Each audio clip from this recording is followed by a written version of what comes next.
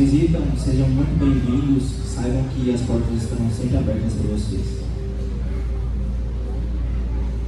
Peço para que abram em Salmos 34, do 1 ao 3.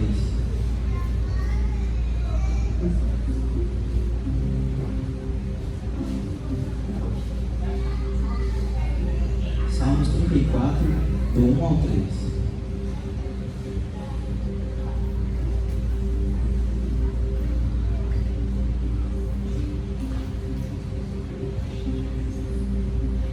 Bendirei o Senhor em todo o tempo, o seu louvor estará sempre nos meus lábios. Gloriar-se-á no Senhor a minha alma, os humildes o ouvirão e se alegrarão. Engrandecei o Senhor comigo e todos, a uma, e exaltemos o nome.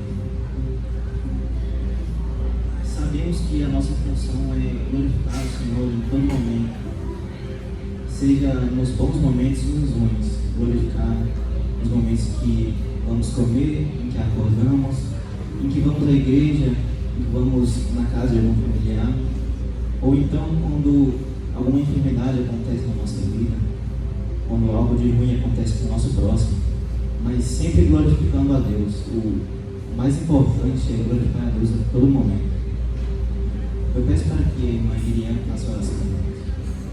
Senhor Jesus, agradecemos a oportunidade, Senhor Jesus, de estarmos aqui, todos juntos reunidos, Senhor Jesus, para te louvar, te agradecer e cultuar o teu nome, Senhor Jesus. Agradecemos a imensa graça que o Senhor tem nos dado, a salvação, Senhor Jesus, eterno. Agradecemos a oportunidade de estarmos aqui, Senhor Jesus, como uma só igreja, um só corpo, um só espírito. Peço que o Senhor coloque em nosso coração nessa noite a vontade de cada vez mais, Senhor Jesus, render graças ao Senhor.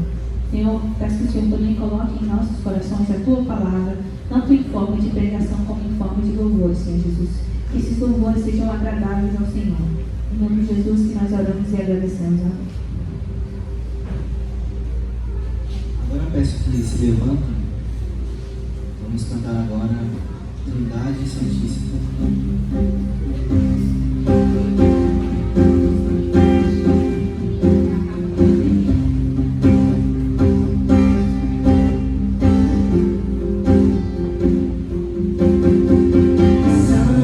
Santo,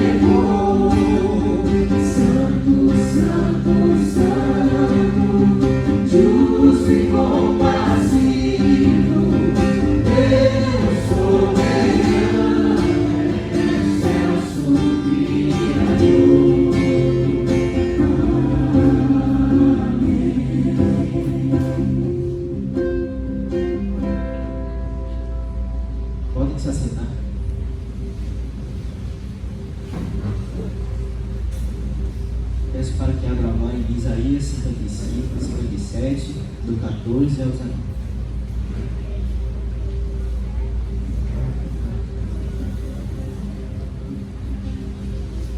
Isaías 57, do 14 ao 19.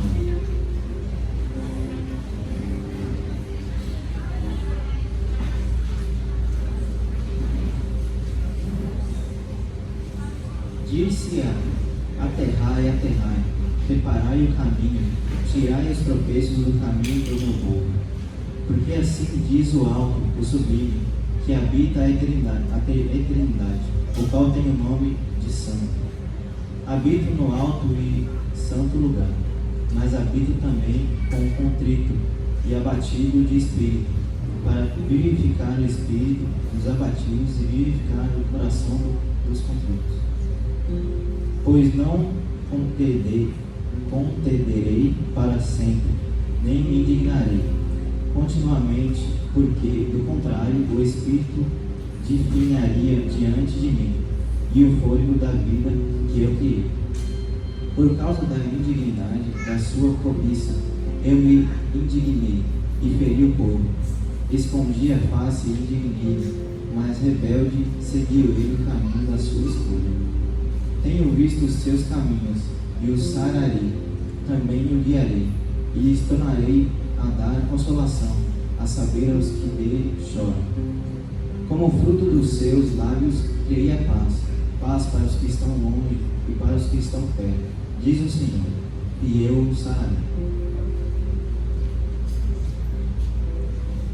Sabemos que pecamos a todo momento, e que devemos pedir perdão, buscar o perdão, o arrependimento. Deus nos perdoa tudo de ruim que fazemos. E sabendo disso, podemos nos aliviar, nos sentir acolhidos por Deus, porque Ele nos salvou os escolhidos, os eleitos. E a eles Ele perdoou o pecado na cruz. Ele deu seu Filho para que nos salvasse, perdoasse nossos pecados. Eu peço para que o irmão Mateus faça oração também. Vamos fazer a oração silenciosa e logo após o momento ele fará a oração.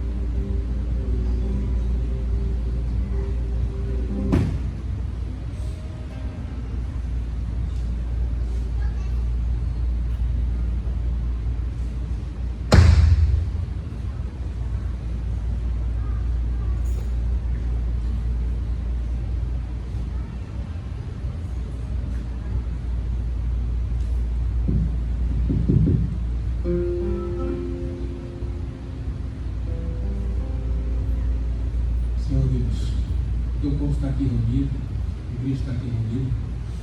Então vamos a Ti, Senhor Deus, com misericórdia, porque somos pobres, falhos, pecadores, somos sem Ti nada, Senhor.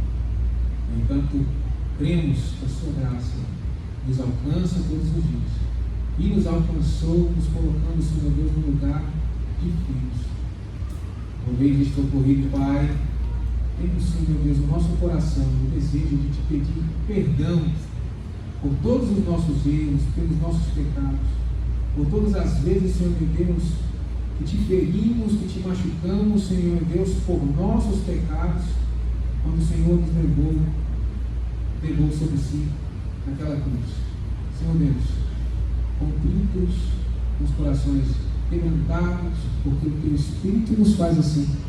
Estamos, Senhor Deus, diante da Tua presença, Te rogando que o Senhor não retire de nós o Teu Espírito, que Ele se mantenha em nós e que seja cada vez mais forte, e que nós alcancemos cada dia mais a estatura de varões e varoas valorosos diante do Senhor, que o Seu Espírito nos aproxime cada dia mais da imagem de Cristo Jesus. Eu te peço, Pai, Vamos nos levantar agora a cantar Estrada em Romanos.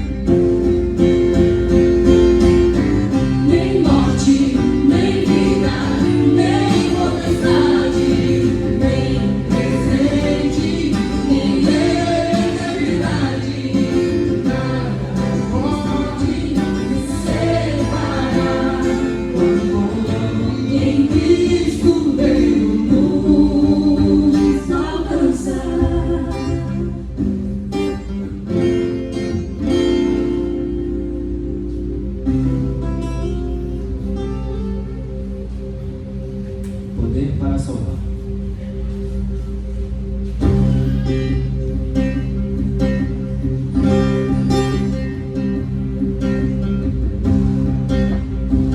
Todos necessitam de um amor perfeito, perdão e compaixão. Todos necessitam de graça e esperança.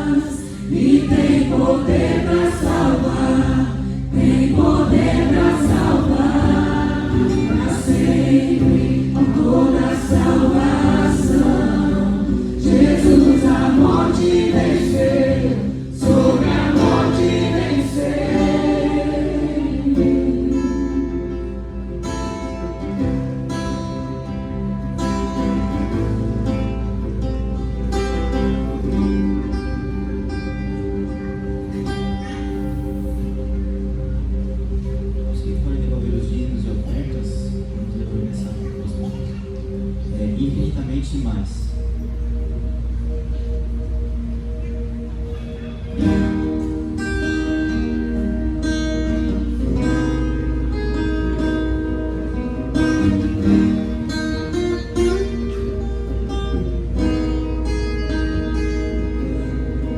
Sim, eu sei, Senhor, que Tu és soberano. Tens os Teus caminhos, tens os Teus planos. Tenho coisa a cada dia, venho cheio de alegria e me coloco em Tuas mãos, pois és fiel. Sim, eu sei, Senhor, que Tu és poderoso. És o Deus tremendo, Pai amoroso. Tenho coisa a cada dia, venho cheio de alegria e me coloco em Tuas mãos, pois és fiel. Fiel é Tua palavra, ó Senhor. Perfeitos Teus caminhos, meu Senhor. Pois eu sei quem tem crido, também sei que és poderoso para fazer infinitamente mais. Fiel é Tua palavra, ó Senhor. Perfeitos Teus caminhos, meu Senhor. Pois eu sei quem tem crido, também sei que és poderoso para fazer infinitamente mais, para fazer infinitamente mais,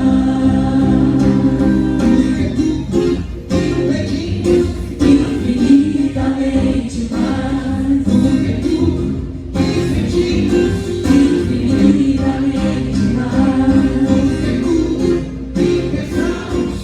infinitamente mais, infinitamente mais, infinitamente mais. Fiel é Tua palavra, ó Senhor. Perfeitos Teus caminhos, meu Senhor. Pois eu sei quem tem crido, também sei que és poderoso para fazer infinitamente mais, para fazer infinitamente mais, para fazer infinitamente mais. Senhor, estamos aqui nesse instrumento, agradecendo a Ti, Pai, porque Tu deu a oportunidade para nós de desenvolvermos e agradecemos a Ti, Pai, pelos nossos empregos, pelas nossas famílias, pela oportunidade que nós temos de viver glorificando o Teu nome. Peço que o Senhor coloque a Sua mão sobre o Fernando que está cuidando desse dinheiro, que ele possa fazer com esse dinheiro para engrandecer a Tua casa, Pai, para engrandecer nosso tempo, para que nós possamos louvar cada dia mais. Obrigado, Pai, porque nós estamos aqui para louvar o Teu nome, engrandecer o Teu nome e também para ouvir a Tua palavra. Que o Espírito Santo possa fazer com que nós entendamos a Tua palavra na noite de hoje. É assim que eu peço, em nome de Jesus. Esta palavra é para o Senhor.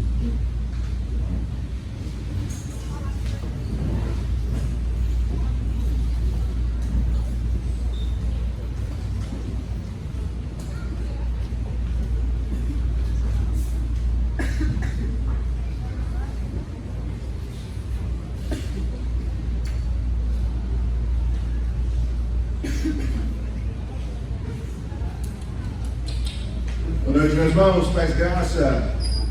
É bom ver cada um de vocês aqui.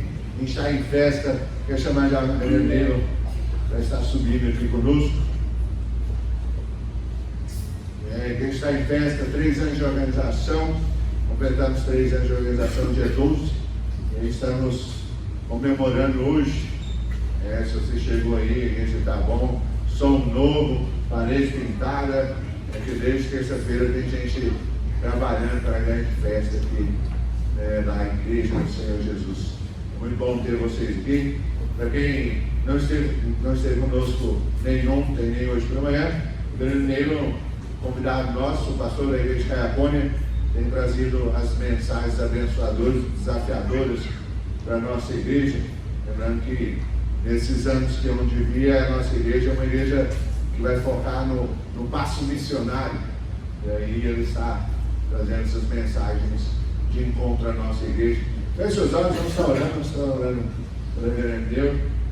Pai, nós colocamos na tua presença a vida do teu servo, rogamos ao Senhor que o Senhor o use como instrumento nessa noite, que ele possa ser bênção nas nossas vidas, que o teu Santo Espírito abra o nosso entendimento, os nossos corações, e que possamos compreender a tua palavra nessa noite.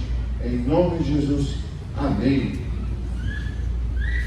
E, queridos, a graça e a paz do Senhor Jesus. Amém. Gente, que bom ter estado com vocês durante esses dias. Para mim foi um privilégio muito grande conhecer a igreja. Fomos muito bem acolhidos pelo Paulo, pela Evangelita, pelos meninos. Tempo bom de conversa, de atualizar, né, como é que está a vida do povo, dos colegas. É assim, gente, a turma se forma e se espalha, né? A gente o tempo todo procurando saber notícia dos nossos colegas e ver, né, o que Deus tem feito por meio do ministério do Pablo me deixa muito feliz e não me deixa surpreso, porque o Pablo sempre foi muito dedicado, muito esforçado, mas eu sei que isso é resultado da graça e da misericórdia de Deus e fico feliz, né? Pela organização. Na verdade, o início do trabalho já são 24 anos, Pablo. Isso, né? Todo disso? Mas de organização, 3 anos, né? Vim com a minha esposa, Tamires, não, tchau. Gente, eu faço questão de mostrar, você viu como Deus honra um dizimista fiel. Brincadeira. Sarinha, a mais velha, e Sofia, que estão ali, vocês viram caminhando por ali. Enfim, feliz por estar com vocês. Ontem à noite nós falamos sobre o desenvolvimento da missão de Deus ao longo do Antigo Testamento. Nós vimos que Deus colocou a família como ferramenta central da propagação do seu nome. E por meio da família de Abraão nasce o reino de Israel, o país, a nação de Israel. E Israel carregava sobre si a responsabilidade de ser luz para o mundo, e fazer com que o nome do Senhor fosse conhecido por todos. Então foi sobre isso que nós vimos hoje à noite. Hoje pela manhã nós vimos os riscos da missão, aquilo que nós temos que ter cuidado como igreja para nós não cairmos. E nós vimos aqui Marcos capítulo 9, um episódio em que um pai leva o seu filho possesso para que os discípulos expulsassem o demônio daquele garoto, e eles falharam. E Jesus resolve a situação e no final eles perguntam: Senhor, por que nós falhamos? E a resposta de Jesus: porque existem casas que não são vencidas senão por meio da oração. E a gente viu os riscos de nós nos tornarmos uma igreja, primeiro, impotente, que não consegue responder às demandas do mundo, uma igreja dominada pela incredulidade, que foi algo central. Jesus repreende a incredulidade deles, e muitas vezes nós como igreja nós temos que ter cuidado para a gente não se tornar incrédulo diante dos problemas que chegam para nós, situações familiares, questões que nós olhamos de uma maneira muito ressabiada, nos perguntando: será que Deus vai resolver? Nós não podemos ser dominados pela incredulidade, mas também nós não podemos ser desprovidos de um fervor espiritual. Jesus fala: falta oração na vida de vocês, e Jesus nos desafia a termos uma vida de entrega, de oração constante diante dele. Hoje à noite eu queria que você abrisse sua Bíblia em Apocalipse capítulo 3, a partir do verso 7. E hoje nós falaremos sobre a igreja de Filadélfia, um paradigma de igreja para a nossa missão.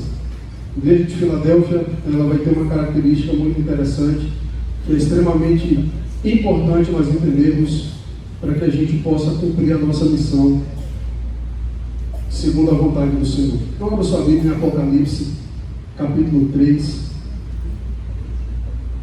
a partir do verso 7.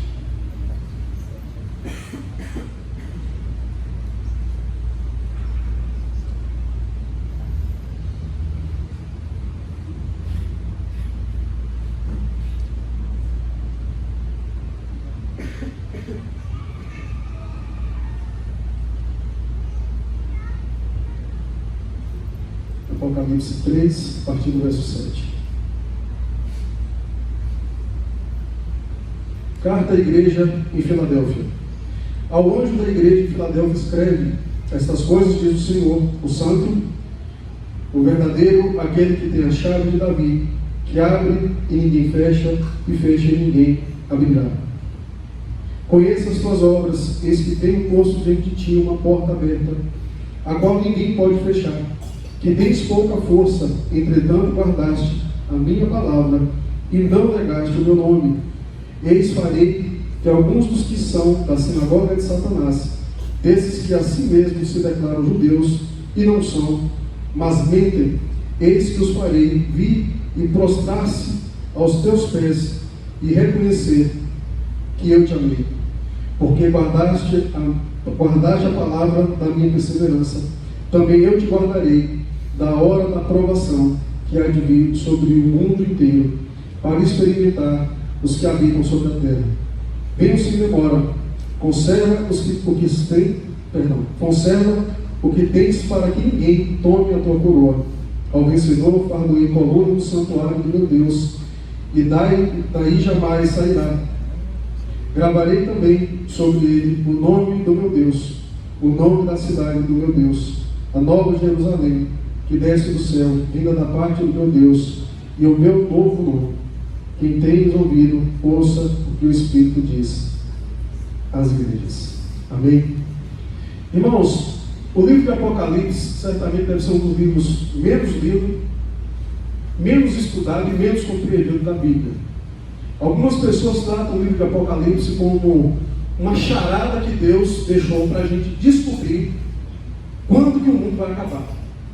A gente vê isso o tempo todo. Começa a guerra Estados Unidos e Irã, aí a gente já começa a folhear a Bíblia procurando algum versículo que se encaixe naquilo. E o pior, nós tratamos a volta de Jesus com um pavor que não é compatível com a nossa fé. Algumas pessoas falam: meu Deus do céu, está chegando o meu fim do mundo. Gente, a gente tem que desejar a volta de Jesus. E muitas vezes a igreja lida com a volta de Jesus com certo pavor. Mas o livro de Apocalipse, o próprio nome já diz: revelação. O propósito do Senhor não foi esconder nada, não foi deixar uma charada para a gente decodificar. Mas o livro de Apocalipse mostra a vitória do Cordeiro. O livro de Apocalipse mostra a vitória de Cristo e da sua igreja sobre todos os seus opositores. Queridos, nós vivemos uma realidade de uma batalha que já foi vencida. Quando na Segunda Guerra, os aliados venceram ali o fascismo, o nazismo, algo muito interessante aconteceu: a guerra já havia acabado, só que ainda existia pontos de resistência que precisavam ser vencidos. A guerra já havia sido definida, mas os aliados precisavam invadir os cativeiros, os campos de concentração, para libertar os oprimidos. Essa é a realidade da igreja. Nós estamos lutando uma batalha, uma guerra que já foi vencida, e temos travado batalhas. E justamente isso diz respeito à missão da igreja. A nossa missão de saquear o inferno, quebrar as resistências e cumprirmos a nossa vocação como igreja. E João escreve na ilha de Patmos, exilado pelo Império Romano. A igreja em crise, os crentes em crise, se perguntando qual vai ser o futuro da igreja. João era o último apóstolo vivo, e a igreja estava tomada de pavor, de temor. Como que vai ser o nosso futuro? Como que vai ser a nossa missão? E Deus usa o apóstolo João para mostrar: o nosso futuro é glorioso. o nosso futuro é de vitória, porque Cristo Jesus já venceu todos os nossos inimigos. Quando nós pensamos na missão da igreja, nós precisamos pensar que o Senhor já nos deu vitória nessa guerra. Mas a pergunta é: como serão as nossas pequenas batalhas? Como serão as batalhas que a igreja presbiteriana de Barra do Garça irá travar ao longo disso? E a igreja de Filadélfia é a igreja que nos dá algumas lições importantes a respeito disso. Primeira coisa que nós precisamos entender a respeito dessa igreja, eu acho que o pano de fundo histórico ajuda a nos compreender algumas coisas. A cidade de Filadélfia ela foi fundada no ano de 140 a.C. Por Átalo II. E ela tem uma característica muito interessante. A cidade de Filadélfia ela é considerada o portão para o Oriente. Era um portão que dividia o Ocidente do Oriente. Ela era considerada a pequena Atenas, por conta da quantidade de deuses que havia ali. Era uma cidade que ficava numa falha geológica, onde havia constantes abalos sísmicos, mas aquela cidade é uma cidade importante. Por estar perto de um vulcão, a quantidade de cinzas ao longo da história fertilizou o seu terreno, então as uvas que eram cultivadas ali, a agricultura era muito forte, muito conhecida. E aquela cidade era chamada de a porta para o Oriente. Por que a porta para o Oriente? Porque o Império Romano olhava para a cidade de Filadélfia como uma cidade missionária, não do Evangelho, porque o Império Romano não havia aderido ao cristianismo aí. Mas o Império Romano queria helenizar o mundo, propagar ao mundo o pensamento, a cultura greco-romana.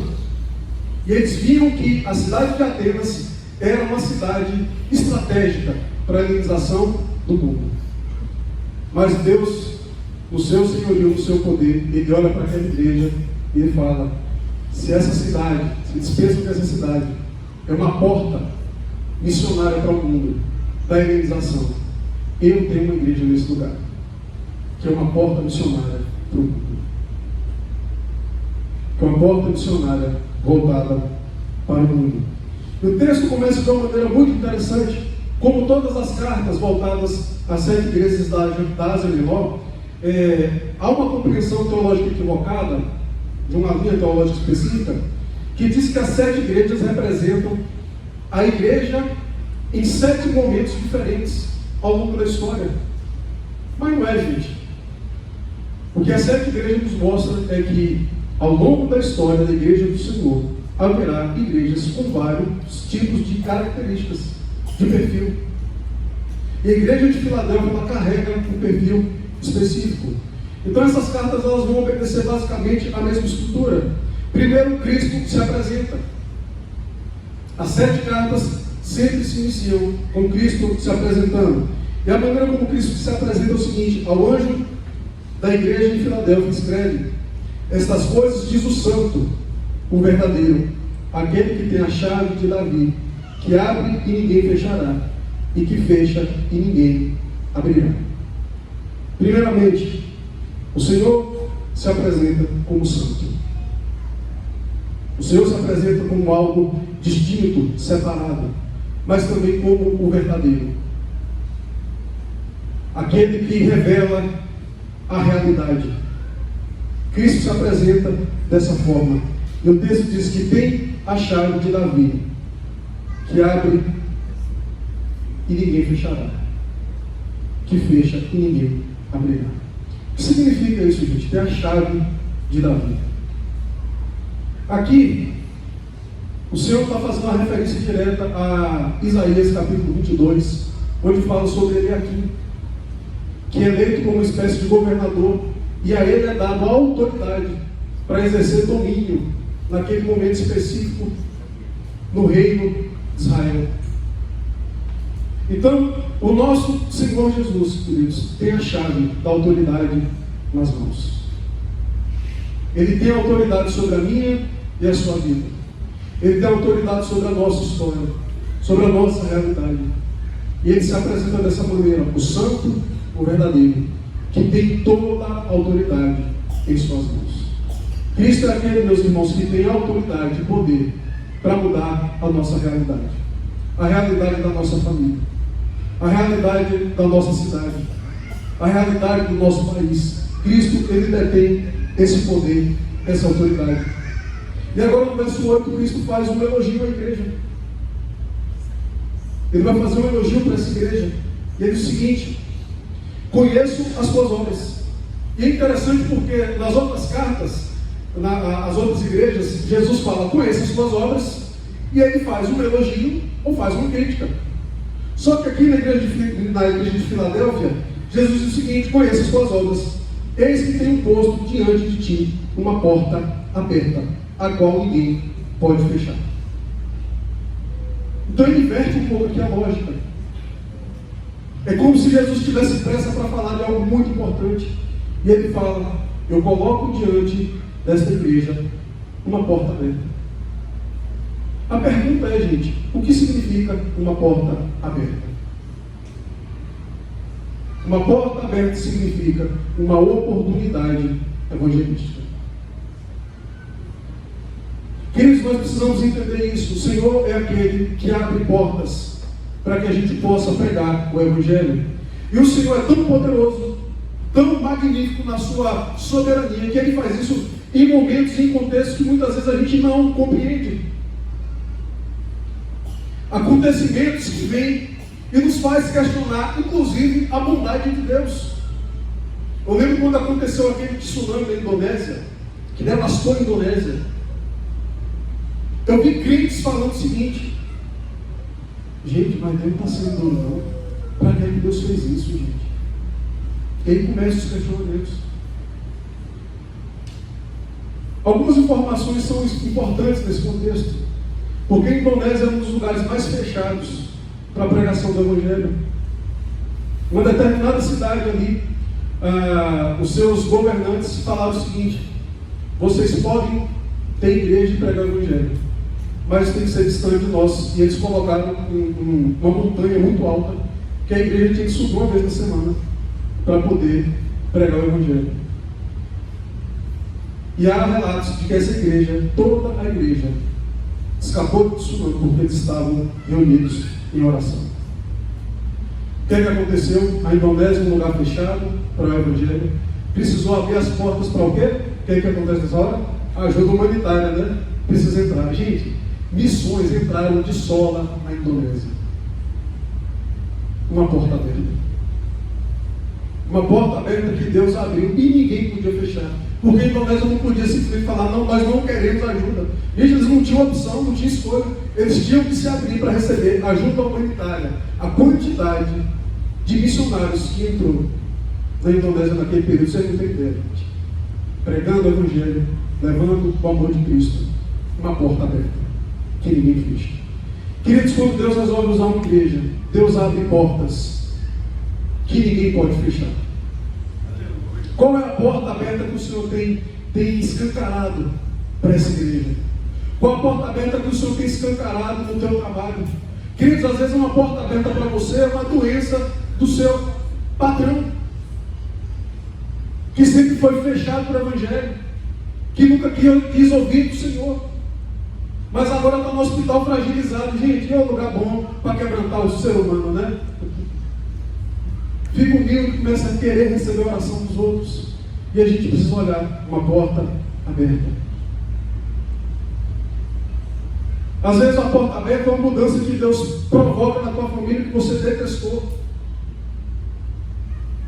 O superior falou: você vai ser transferido para tal cidade. E às vezes a gente não enxerga que aquilo é Deus abrindo uma porta para nós. E Jesus está dizendo: eis que coloco diante de vocês uma porta aberta. Qual a porta aberta que você consegue enxergar no teu contexto, na tua vida? O Senhor tem aberto portas. E o Evangelho precisa, meus queridos, ser pregado. O verso 8 ainda continua e diz o seguinte: que tens pouca força, entretanto guardaste a minha palavra e não negaste o meu nome. Querido, somente 2 igrejas recebem só elogio na carta as igrejas do Apocalipse. E Laodiceia é uma dessas igrejas. Filadélfia é uma dessas igrejas. Recebe o seu elogio. E Jesus diz o seguinte: eis que tem pouca força, mas guardaste o meu nome. Gente, das cidades, né, das 7 igrejas, a cidade de Filadélfia era a cidade mais nova. E aquela igreja, tudo indica, gente, era a igreja menos expressiva. Sabe aquela igreja do presbitério, que o presbitério forte, essa igreja grande e tal? Aí tem uma igrejinha que até o presidente do presbitério costuma esquecer. A igreja de Filadélfia era uma igreja que não tinha expressão social. Não era uma igreja que tinha expressão econômica. Não havia naquela igreja pessoas importantes que tinham influência na sociedade. É bom, né, gente, quando a igreja tem umas pessoas grandes, né?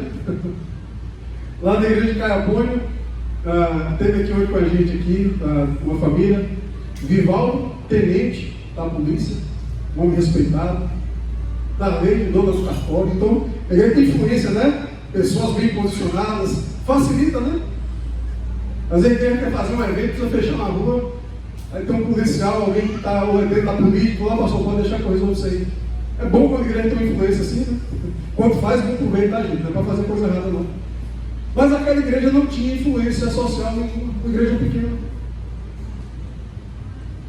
Eu lembro que uma vez, quando eu era adolescente, a UPA da minha igreja foi para um local de banho, tinha uma cachoeira, tinha uma praiazinha assim. E um colega meu, a gente estava brincando, gente, isso aí no interior da Bahia, tá? Brincando de futebol americano, no interior da Bahia. A gente dividiu os times, meu irmão ficou do lado, eu fiquei do outro, tem irmão gêmeo, viu, gente? Se vocês se encontrarem na Bahia, eu vou falar contigo, vocês já sabem por que é. E a gente dividiu o time, a gente brincando, e aí era o último lance, estava 9-9, era 10 pontos. E eu reuni meu time, eu sempre fui muito competitivo.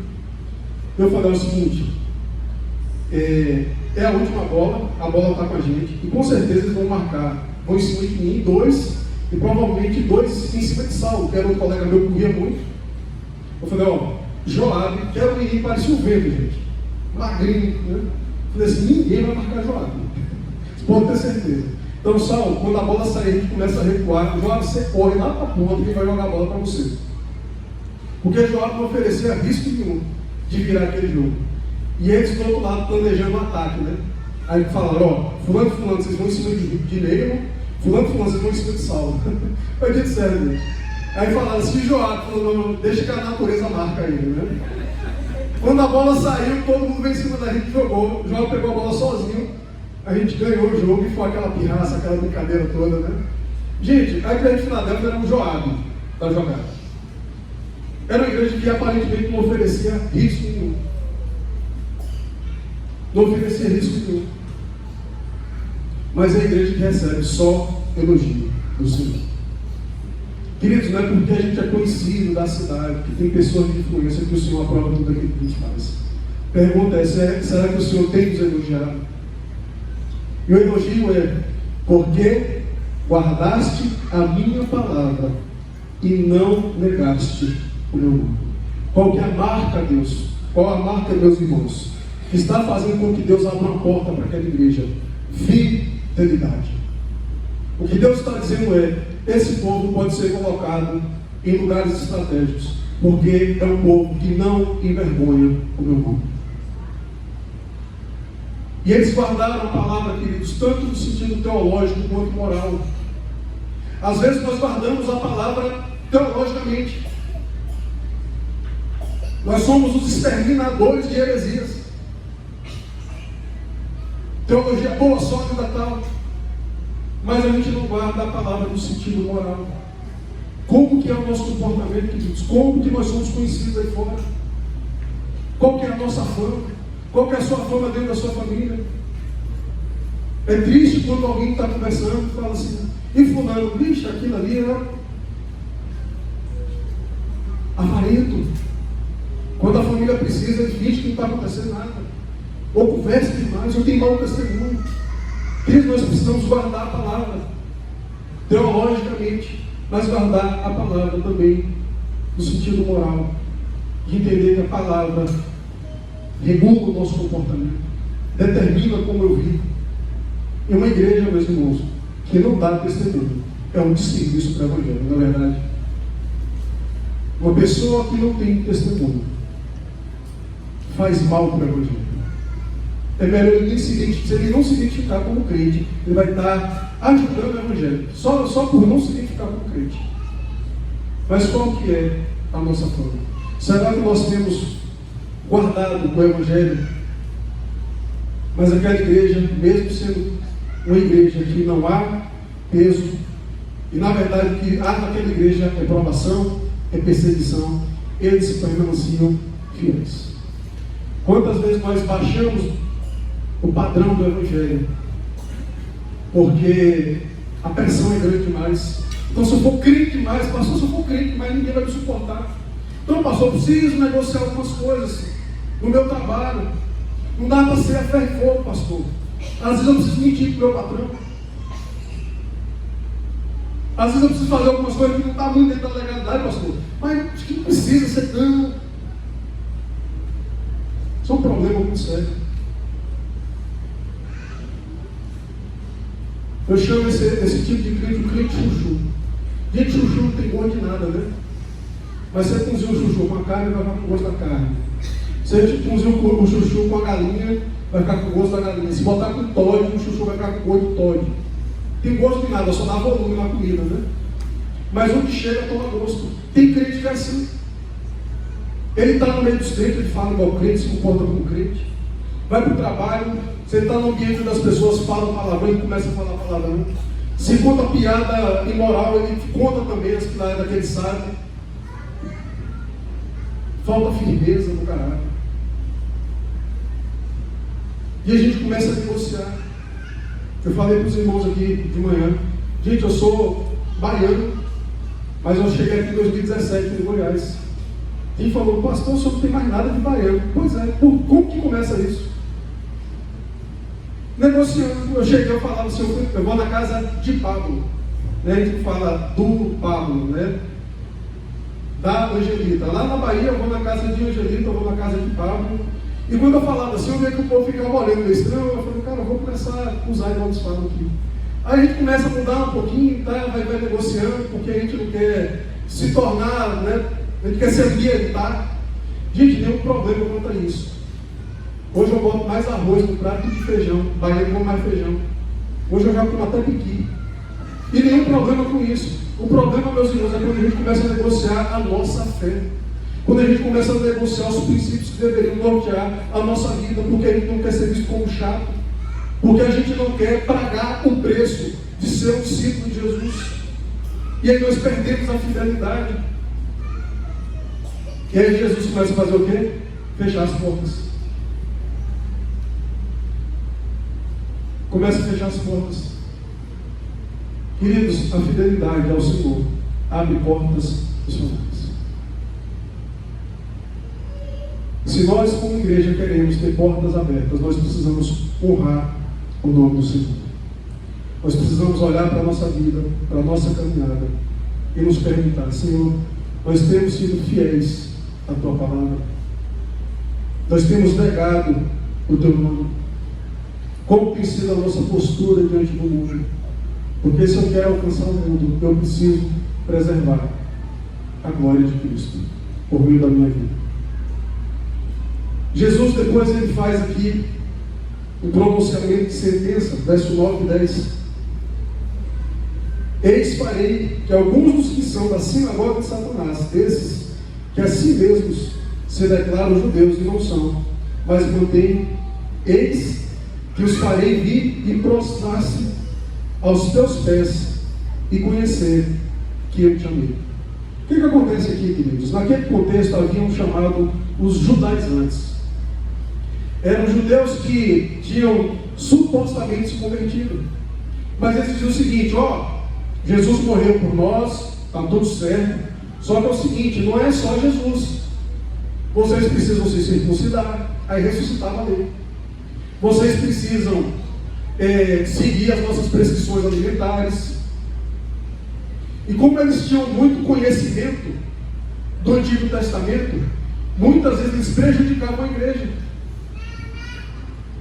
Então, quando a igreja não ia no papo dos judaizantes, eles começavam a denunciar a igreja ao Império Romano.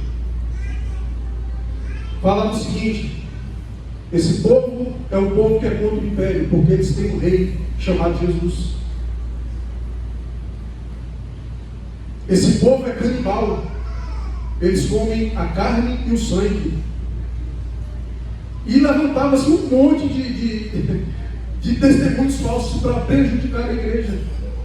E mesmo assim a igreja permanecia fiel.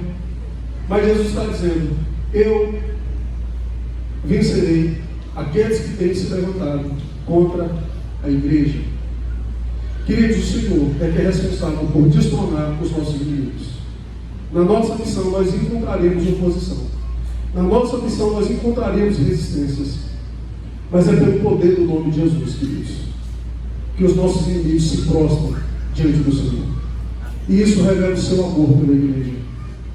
Isso revela a sua bondade para com a igreja. Eu não sei quantos conhecem aqui uma missionária chamada Edmeia Williams, uma mulher muito usada por Deus. Ela ia muito na minha cidade, virou amiga do povo da igreja, da minha família. E Edmeia Williams, ela sonhava em começar um trabalho no Morro Dona Marta, no Rio de Janeiro, um lugar dominado pelo tráfico. E ela encontrava resistência ali, porque os traficantes não deixavam ela subir. Ela teve uma estratégia: ela levava um isopor com sanduíche e suco, e os filhos dos traficantes brincavam no asfalto, né? A gente chama asfalto a parte ali que dá entrada para a favela. E os filhos ficavam jogando bola, ela chegava com o isopor, contava a história da Bíblia, falava de Jesus para aqueles meninos e depois dava um lanche para aqueles meninos. E ela de vez em quando falava assim: meu sonho é subir. E os meninos falavam: tia, mas não pode não. Fica aqui embaixo, não sobe não, viu? E os traficantes começaram a ouvir que essa mulher estava fazendo isso.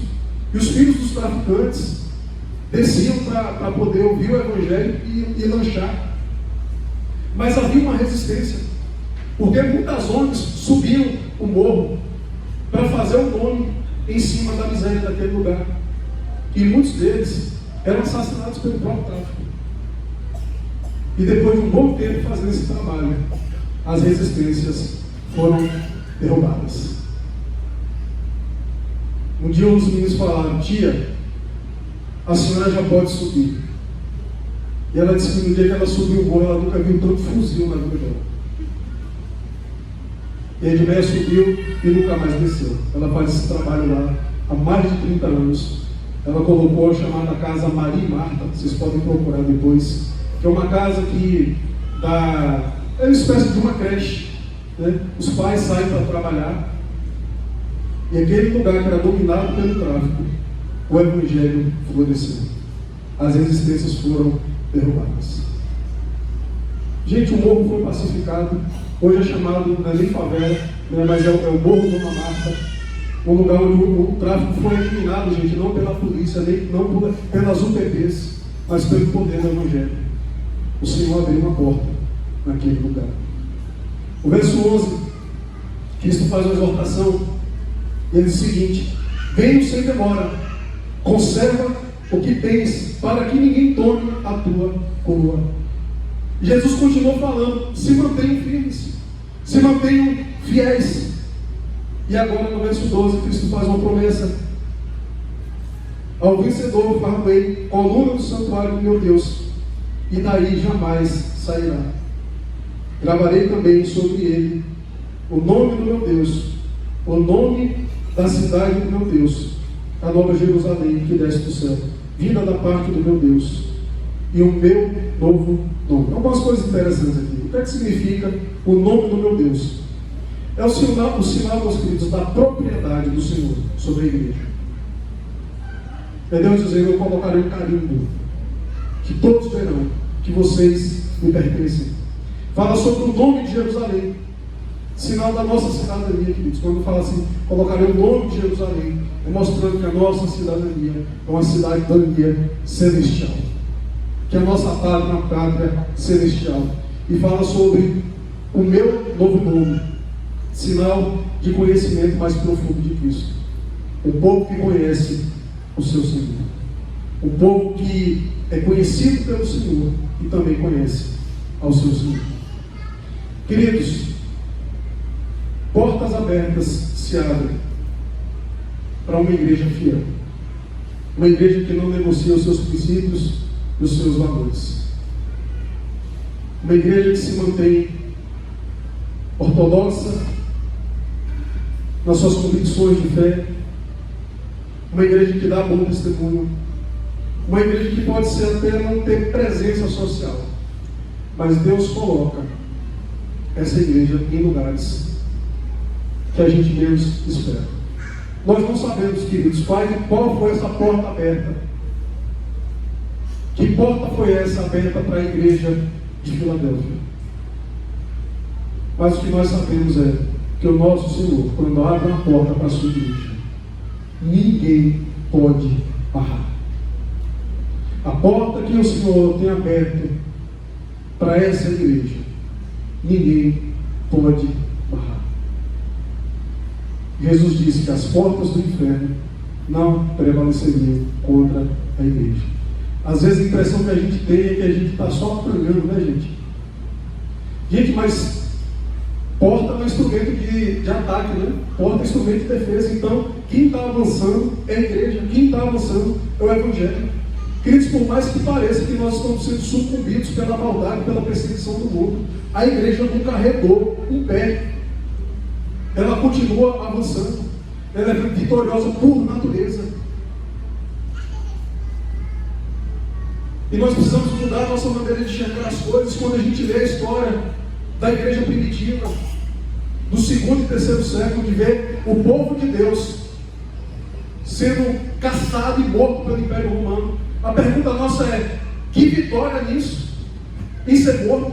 Queridos, a nossa vitória não está em ter segurança por meio do Estado para nos proteger. A nossa vitória está em permanecermos fiéis e amar mais a Cristo do que a nossa própria vida. Amar mais a Cristo do que o nosso conforto social. A nossa vitória está em negar a nós mesmos e morrermos pelo Evangelho. É nisso que está a nossa vitória. E que o Senhor continue e continuará avançando na sua conclusão de guerra, e que essa igreja seja usada pelo Senhor para continuar libertando os cativos, salvando os oprimidos e arrancando o pecador das garras do diabo. Queria que você fechasse os seus olhos nesse momento, que você orasse falando: Deus, nos usa, abre as portas para nós, para que possamos pregar o teu Evangelho com autoridade, com finalidade, com comprometimento. Que a minha vida, não só a igreja, mas a minha vida particular, seja um exemplo de fidelidade. Que o Senhor abra as portas e que eu tenha a capacidade de identificar que muitas vezes aquilo que parece ruim é uma porta aberta para a pregação do Evangelho. Que você enxergue a sua internação hospitalar como uma porta aberta de Deus para você evangelizar enfermeiros. Que você enxergue quando o seu carro quebra e você vai para a oficina, uma porta aberta para pregar para aquelas pessoas que estão ali para te servir. Que possamos enxergar a porta aberta do Senhor em todo o nosso redor. Pai, nós queremos te glorificar, porque nós somos o fruto, Deus, de alguém que encontrou uma porta aberta e cumpriu a sua missão. Deus, que o Senhor abra portas para essa igreja nesse lugar, Pai. Nós não sabemos como, nós sabemos que a liderança tem projetos, tem sonhos, e que esses sonhos, Deus, sejam portas abertas para que o Evangelho floresça, Deus, nesse bairro. Que o Evangelho floresça nessa cidade, que essa igreja, Deus, seja uma luz para esse lugar, que as pessoas possam encontrar aqui o poder do Senhor, poder que liberta, que salva, que transforma, que muda. Deus, em nome de Jesus, abençoe a liderança dessa igreja. Abençoe, Deus, a vida do pastor Pablo com a sua liderança. Que sejam homens tementes ao Senhor, fiéis ao Senhor, que amam ao Senhor, que sejam, Deus, exemplo de espiritualidade e dedicação. E que essa igreja, Deus, seja uma potência do teu reino nesse lugar, pregando o Evangelho e cumprindo a sua missão, Pai. Em nome de Jesus que nós oramos. Amém. Meus